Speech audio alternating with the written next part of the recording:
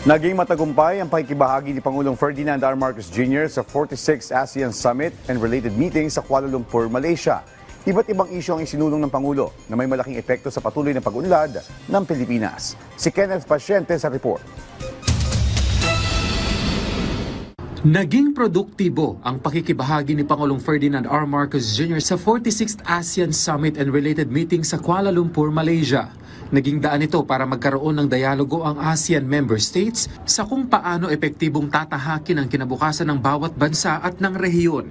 Bukod pa riyan, mas malalim na naisulong ng Pangulo sa summit ang issue ng territorial dispute at issue ng soberanya. Katunayan, bilang chairman ng ginanap na 16th Brunei Darussalam Indonesia Malaysia Philippines East ASEAN Growth Area o BIMPIAGA Summit, isinulong ng Pangulo ang kahalagahan ng pagkakaroon ng Code of Conduct sa South China Sea. We discussed significant international issues and emerging challenges that not only impact our nation, but also the entire region, especially the West Philippine Sea. I reaffirmed that the Philippines will continue to defend our sovereignty, sovereign rights, and jurisdiction in the West Philippine Sea in accordance with international law. We continue to strengthen our partnerships with all countries who share our values and our commitment to peace and the rule of law. Kabilang din sa naisulong ng Pangulo ang mas malayang kalakalan sa rehiyon at iginiit na hindi ito dapat malimitahan ng anumang regulasyon. We strengthened our trade with external partners with upgrades in the ASEAN Trade in Goods Agreement, amendments in our free trade agreements, and utilization of the Regional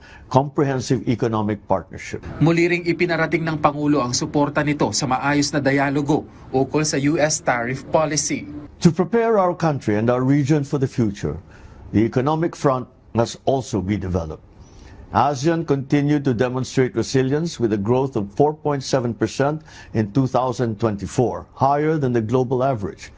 The leaders and I talked about the impact of the imposition of unilateral tariff measures, which pose a threat to a region as economically integrated as ours. Mas napalawig naman ang ugnayan ng ASEAN, lalo na ng Pilipinas sa mga bansa sa Persian Gulf, kasunod ng dinaluhan ng Pangulo na Gulf Cooperation Council Summit. We welcome the issuance of the Joint Declaration on Economic Cooperation between ASEAN and the Gulf Cooperation Council.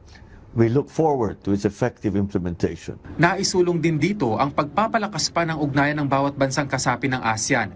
Katunayan, naging batayan ng mga bansa ang ASEAN Community Vision 2045 na naglalatag ng magiging direksyon ng ASEAN sa susunod na 20 taon kasama ng mga kaugnay nitong strategic plan. Nagkaroon din ng mga bilateral meeting ang Pangulo sa Lao PDR, Thailand, Vietnam, Cambodia, at Kuwait kung saan mas napagtibay pa ang relasyon at kooperasyon ng Pilipinas sa naturang mga bansa. Sa susunod na taon, Pilipinas ang magiging host country ng ASEAN. Tiwala ang Pangulo na magiging matagumpay ito. Kenneth Pasyente para sa Pambansang TV sa Bagong Pilipinas.